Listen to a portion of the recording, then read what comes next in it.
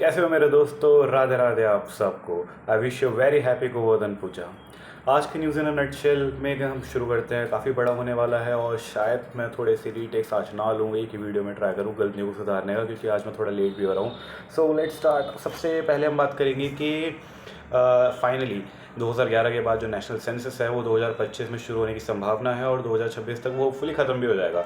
कमाल की बात यह है कि हमें ये देखना है कि जो हमारा सेंसस होगा और जो यूनाइटेड नेशंस का जो क्या कहते हैं उसे रिपोर्ट्स आई थी कि चाइना के साथ जो पॉपुलेशन है वो हमारी इक्वल हो गई थी 2023 में, और फिर अब तो ज़्यादा ही हो गई है। तो देखने क्या वो मैच कर पाएंगे क्या, बहुत इंटरेस्टिंग होने वाला है। नेक्स्ट ये है कि business correspondents federation of India का जो ग्रुप है वो एसआरओ के लिए अप्लाई करना चाहता है। एसआरओ आपको पता ही है, सेल्फ रेगुलेटरी ऑर्गेनाइजेशन। कमाल की बात यह है कि अभी तक ऐसा कोई एनबीएफसीज के लिए बिजनेस कॉरेस्पॉन्डेंट का कोई प्रस्ताव नहीं आया था। बट बिजनेस कॉरेस्पॉन्डेंट अगर एनबीएफसीज की बात करें तो बहुत ज़्यादा इंपॉर्टेंट पड़ जाता है, क्योंकि वो भी फाइनेंशियल इंक्लूजन को बहुत ज़्यादा हेल्प करता है। तो यही है कि ये बिजनेस कॉरेस्पॉन्डेंट्स का जो एक फेडरेशन है वो ग्रुप एक एसआरओ के लिए अप्लाई करना चाहता है। फिर इसके बाद, और वो अकेले भी कर सकते हैं और वो कुछ लोगों के साथ मतलब कुछ और कंपनीज के साथ ग्रुप करके भी वो अप्लाई कर सकता है। So it's still in its initial phase. बाद में बात करते हैं कि जीएसटी के जो नंबर्स हैं वो आ चुके हैं अक्टूबर के, और वो भी आज तक के सेकंड हाईएस्ट रिसीट्स कलेक्ट करे हैं उन्होंने, 1.87 लाख करोड़। और ये ग्रॉस जीएसटी रिसीट्स है। आपको ये पता होना चाहिए कि ग्रॉस जीएसटी रिसीट्स और नेट में क्या फ़र्क है। तो बेसिकली जब कोई जीएसटी भरता है तो उसको जीएसटी का रिफंड भी मिलता है। Talking about the merchants only. तो जो बिजनेसमैन है वो जीएसटी फाइल करते हैं और फिर जीएसटी उनको रिटर्न भी मिलता है। तो जब रिटर्न मिल जाता है तो बाद में जो बचा कुचा कलेक्शन है गवर्नमेंट के पास, that is considered as net GST collection. तो वो जो है वो भी कम नहीं है, वो भी 1.68 लाख करोड़ है।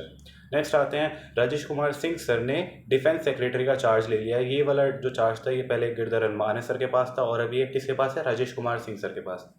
अगली न्यूज़ के पास जाते हैं तो एक हमारे नोटेड फैशन डिज़ाइनर थे रोहित बाल सर, जो पास अवे कर चुके हैं 63 ईयर्स की एज में। अब ये इतना इंपॉर्टेंट क्वेश्चन क्यों बन जाता है, बिकॉज ये दो न्यूज़पेपर से मैंने देखा, बिजनेस स्टैंडर्ड में भी और हिंदू में भी। तो अगर दो न्यूज़पेपर, वो भी इतने बड़े बड़े न्यूज़पेपर कवर कर सकते हैं, तो हो सकता है कि as a famous personality question आ सकता है एग्जाम में।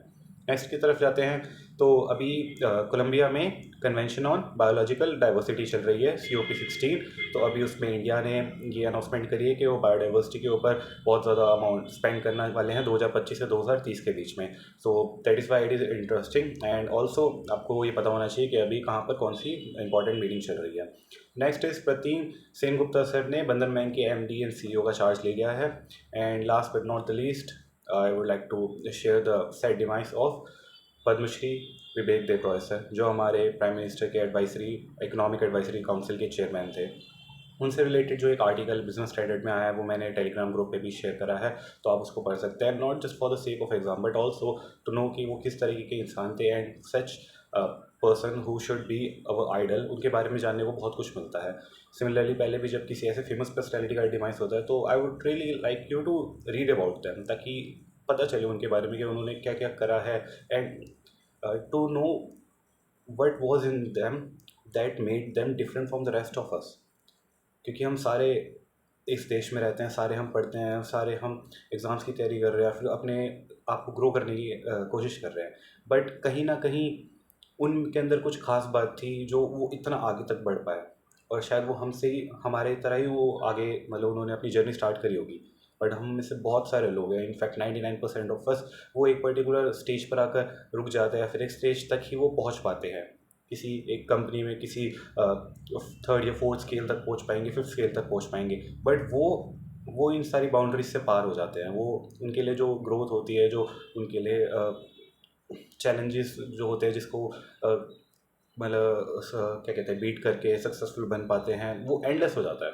तो उनके बारे में ये सब सीखने को मिलता है हमें, और बहुत सारी एवेन्यूज़ के बारे में पता चलता है जिससे हम अपरिचित होते हैं। So I would really request you to read about that. And अगर आपको और न्यूज़ और डेली क्विज़ेस वगैरह चाहिए तो आप द कूल स्कूल को ज्वाइन कर सकते हैं टेलीग्राम पे।